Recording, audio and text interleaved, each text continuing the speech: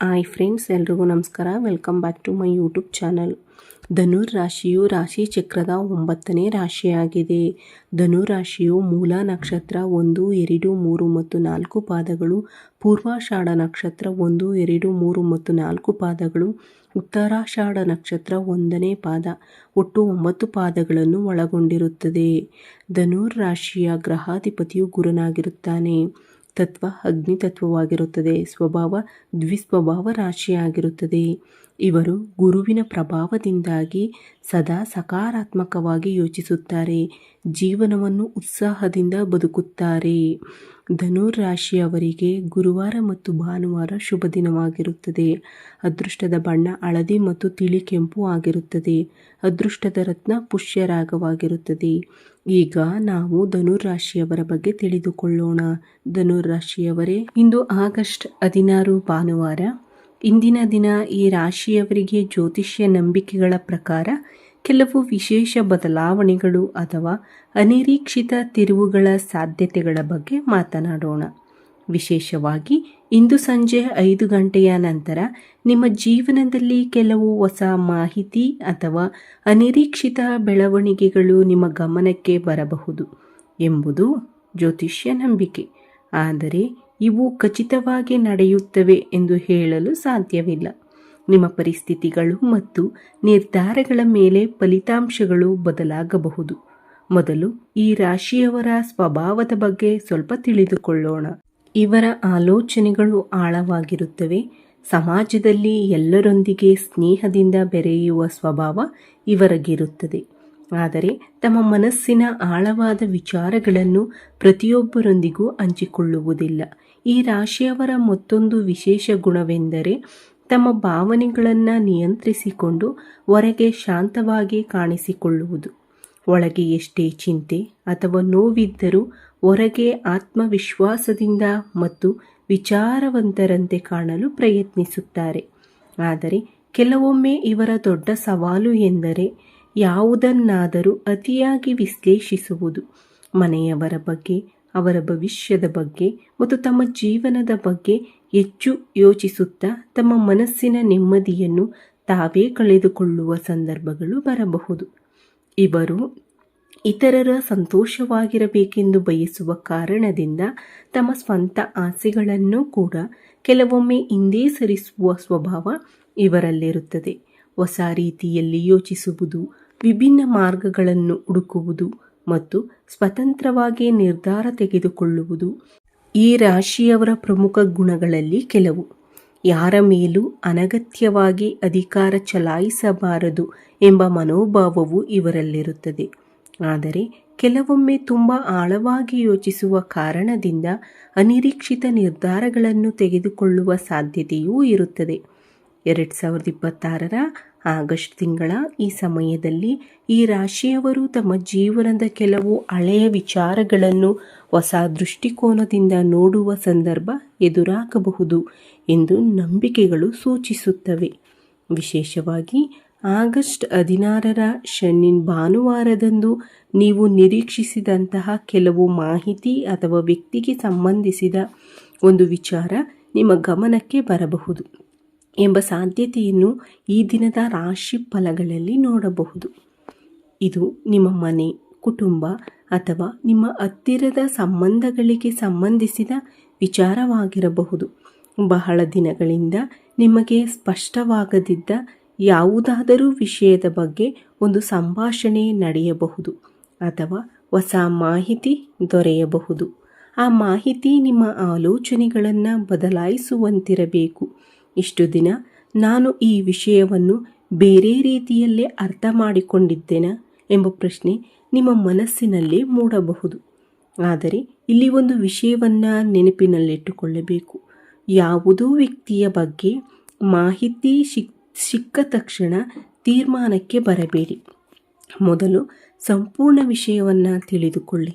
ಎದುರಿನ ವ್ಯಕ್ತಿಯ ಮಾತನ್ನು ಶಾಂತವಾಗಿ ಕೇಳಿ.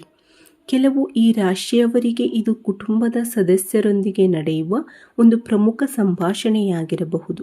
ಇನ್ನು ಕೆಲವರಿಗೆ ಹಳೆಯ ಸ್ನೇಹಿತರಿಂದ ಫೋನ್ ಕರೆ ಬರಬಹುದು. ಮತ್ತೊಬ್ಬರಿಗೆ ಬಹಳ ದಿನಗಳಿಂದ ಮಾತನಾಡದ ವ್ಯಕ್ತಿಯೊಂದಿಗೆ ಮತ್ತು ಸಂಪರ್ಕವಾಗುವ ಸಾಧ್ಯತೆಯೂ ಇರಬಹುದು. ಇವೆಲ್ಲವೂ ಜ್ಯೋತಿಷ್ಯ ನಂಬಿಕೆಗಳ ಆಧಾರದ ಮೇಲೆ ಸಾಮಾನ್ಯ ಸಾಧ್ಯತೆಗಳು ಮಾತ್ರ. ಈ ರೀತಿಯ ಒಂದು ಸಂಭಾಷಣೆ ನಡೆದರೆ ಅದು ನಿಮ್ಮ ಜೀವನದ ದಿಕ್ಕನ್ನು ಬದಲಾಯಿಸುವುದಕ್ಕಿಂತಲೂ ಒಂದು ವಿಷಯವನ್ನು ಹೊಸ ರೀತಿಯಲ್ಲಿ ಅರ್ಥ ಮಾಡಿಕೊಳ್ಳಲು ಸಹಾಯ ಮಾಡಬಹುದು. ಕೆಲವರಿಗೆ ಹಳೆಯ ಸಂಬಂಧದಲ್ಲಿದ್ದ ತಪ್ಪು ಕಲ್ಪನೆಗಳು ದೂರವಾಗಬಹುದು. ಕುಟುಂಬದಲ್ಲಿ ನಡೆದಿದ್ದ ಕೆಲವು ಅಪಾರ್ಥಗಳನ್ನು ಚರ್ಚಿಸಿ ಪರಿಹರಿಸಿಕೊಳ್ಳುವ ಅವಕಾಶ ಸಿಗಬಹುದು. ಕೆಲವರಿಗೆ ಹಳೆಯ ಸ್ನೇಹ ಅಥವಾ ಸಂಬಂಧ ಮತ್ತೆ ಉತ್ತಮವಾಗುವ ಸಂದರ್ಭವೂ ಬರಬಹುದು. ಆದರೆ ಯಾವುದೇ ವಿಷಯ ಹೊರಬಂದರೂ ತಕ್ಷಣ ಭಾವನಾತ್ಮಕವಾಗಿ ಪ್ರತಿಕ್ರಿಯಿಸುವುದು ಸೂಕ್ತವಲ್ಲ. ಈ ದಿನದ ಪ್ರಮುಖ ಸಂದೇಶವೇನೆಂದರೆ, ಸತ್ಯ ತಿಳಿಯುವಾಗ ಶಾಂತವಾಗಿರಿ, ವಿಚಾರವನ್ನು ಸಂಪೂರ್ಣವಾಗಿ ಅರ್ಥ ಮಾಡಿಕೊಳ್ಳಿ ಮತ್ತು ನಂತರವೇ ನಿರ್ಧಾರ ತೆಗೆದುಕೊಳ್ಳಿ. ಜ್ಯೋತಿಷ್ಯ ದೃಷ್ಟಿಯಿಂದ ನೋಡಿದಾಗ ಹಳೆಯ ಅನುಭವಗಳು ಮತ್ತು ಅಪೂರ್ಣವಾಗಿದ್ದ ವಿಚಾರಗಳನ್ನು ಮತ್ತೆ ಪರಿಶೀಲಿಸುವ ಸಮಯ ಕೆಲವರಿಗೆ ಎದುರಾಗಬಹುದು. ಹಿಂದೆ ನಡೆದ ಘಟನೆಗಳನ್ನು ಹೊಸ ದೃಷ್ಟಿಕೋನದಿಂದ ನೋಡುವ ಅವಕಾಶ ಸಿಗಬಹುದು. ಈ ರಾಶಿಯವರಲ್ಲಿ ಸಾಮಾನ್ಯವಾಗಿ ಆತ್ಮವಿಶ್ವಾಸ ಮತ್ತು ಸ್ವತಂತ್ರವಾಗಿ ಯೋಚಿಸುವ ಗುಣ ಹೆಚ್ಚು ಎಂದು ಜ್ಯೋತಿಷ್ಯದಲ್ಲಿ ಹೇಳಲಾಗುತ್ತದೆ. ಆದ್ದರಿಂದ ಈ ಸಮಯದಲ್ಲಿ ಇತರರ ಮಾತನ್ನು ಮಾತ್ರ ಅವಲಂಬಿಸದೆ ನಿಮ್ಮ ವಿವೇಚನೆಯಿಂದ ವಿವೇಕದಿಂದ ಪರಿಸ್ಥಿತಿಯನ್ನು ಅರ್ಥ ಮಾಡಿಕೊಳ್ಳುವುದು ಉತ್ತಮ. ಇಲ್ಲಿಯವರೆಗೆ ಕುಟುಂಬದಲ್ಲಿ ನಡೆದ ಕೆಲವು ಘಟನೆಗಳ ಬಗ್ಗೆ ನೀವು ಚಿಂತಿಸುತ್ತಿದ್ದರೆ ಅವುಗಳನ್ನು ಒಂದೊಂದಾಗಿ ಪರಿಶೀಲಿಸಿ. ಯಾರಾದರೂ ಹೇಳಿದ ಮಾತನ್ನು ಆಧಾರವಾಗಿಸಿಕೊಂಡು ಮತ್ತೊಬ್ಬರ ಬಗ್ಗೆ ತೀರ್ಪು ನೀಡಬೇಡಿ. ಈ ದಿನ ಕೆಲವು ಸವಾಲುಗಳು ಎದುರಾಗಬಹುದು.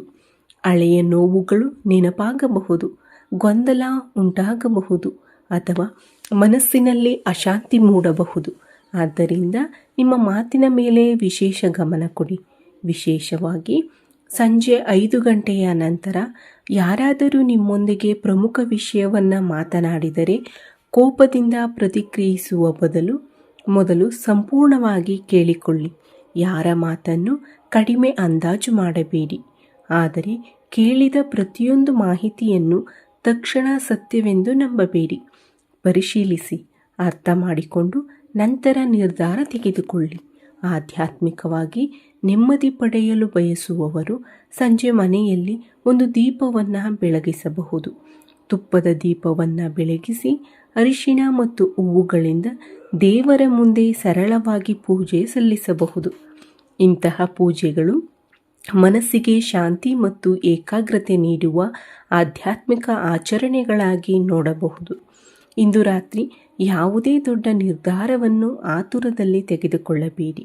ಮನೆಯಲ್ಲಿ ವಾತಾವರಣವನ್ನು ಸಾಧ್ಯವಾದಷ್ಟು ಶಾಂತವಾಗಿರಿಸಿ. ಯಾವುದೇ ವಿಷಯ ನಿಮ್ಮ ಮುಂದೆ ಬಂದರೂ ಮೊದಲು ಸತ್ಯಾಸತ್ಯತೆಯನ್ನು ಪರಿಶೀಲಿಸಿ. ನಂತರ ನಿಮ್ಮ ವಿವೇಚನೆಯಿಂದ ಸೂಕ್ತ ನಿರ್ಧಾರ ತೆಗೆದುಕೊಳ್ಳಿ. ಈ ರಾಶಿಯವರು ಅನಿರೀಕ್ಷಿತವಾಗಿ ಎದುರಾಗುವ ಒಂದು ಮಾಹಿತಿ ಯಾವಾಗಲೂ ಕೆಟ್ಟದ್ದೇ ಆಗಿರಬೇಕೆಂದಿಲ್ಲ. ಕೆಲವೊಮ್ಮೆ ನಮಗೆ ಗೊತ್ತಿರದ ಒಂದು ವಿಚಾರವನ್ನು ತಿಳಿದುಕೊಳ್ಳುವುದು ಮುಂದಿನ ಹೆಜ್ಜೆಯನ್ನು ಹೆಚ್ಚು ಸ್ಪಷ್ಟವಾಗಿ ಇಡಲು ಸಹಾಯ ಮಾಡಬಹುದು. ಹೀಗಾಗಿ ಯಾವುದಾದರೂ ಅನಿರೀಕ್ಷಿತ ಘಟನೆ ಅಥವಾ ಸಂಭಾಷಣೆ ಎದುರಾದರೆ ಭಯಪಡಬೇಡಿ, ಶಾಂತವಾಗಿರಿ.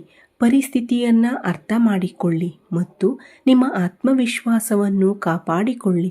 ಈ ವಿಡಿಯೋದಲ್ಲಿರುವ ಜ್ಯೋತಿಷ್ಯ ಮಾಹಿತಿಯನ್ನು ಸಾಮಾನ್ಯ ನಂಬಿಕೆ ಮತ್ತು ಮನೋರಂಜನಾ ಉದ್ದೇಶಕ್ಕಾಗಿ ಪರಿಗಣಿಸಿ. ಪ್ರತಿಯೊಬ್ಬರ ವೈಯಕ್ತಿಕ ಜಾತಕ ಮತ್ತು ಜೀವನದ ಪರಿಸ್ಥಿತಿಗಳು ವಿಭಿನ್ನವಾಗಿರುವುದರಿಂದ ಫಲಿತಾಂಶಗಳು ವಿಭಿನ್ನವಾಗಿರಬಹುದು. ನಿಮಗೆ ಈ ಮಾಹಿತಿ ಇಷ್ಟವಾಗಿದ್ದರೆ ವಿಡಿಯೋಗೆ ಒಂದು ಲೈಕ್ ಮಾಡಿ, ನಿಮ್ಮ ಸ್ನೇಹಿತರು ಮತ್ತು ಕುಟುಂಬದವರೊಂದಿಗೆ ಶೇರ್ ಮಾಡಿ. ಇಂತಹ ಜ್ಯೋತಿಷ್ಯ ಮತ್ತು ಆಧ್ಯಾತ್ಮಿಕ ಮಾಹಿತಿಗಾಗಿ ನಮ್ಮ ಚಾನಲನ್ನು ಸಬ್ಸ್ಕ್ರೈಬ್ ಮಾಡಿಕೊಳ್ಳಿ. ಸರ್ವೇ ಜನ ಸುಖಿನೋ ಭವಂತು. ಮತ್ತೊಂದು ಹೊಸ ವಿಡಿಯೋದಲ್ಲಿ ಮತ್ತೆ ಭೇಟಿಯಾಗೋಣ. ಈ ವಿಡಿಯೋ ವೀಕ್ಷಿಸಿದ ನನ್ನೆಲ್ಲ ವೀಕ್ಷಕ ಬಂಧುಗಳಿಗೂ ಧನ್ಯವಾದಗಳು. ಜೈ ಶ್ರೀರಾಮ್, ಜೈ ಶ್ರೀ ಕೃಷ್ಣ, ಹರ ಹರ ಮಹಾದೇವ್.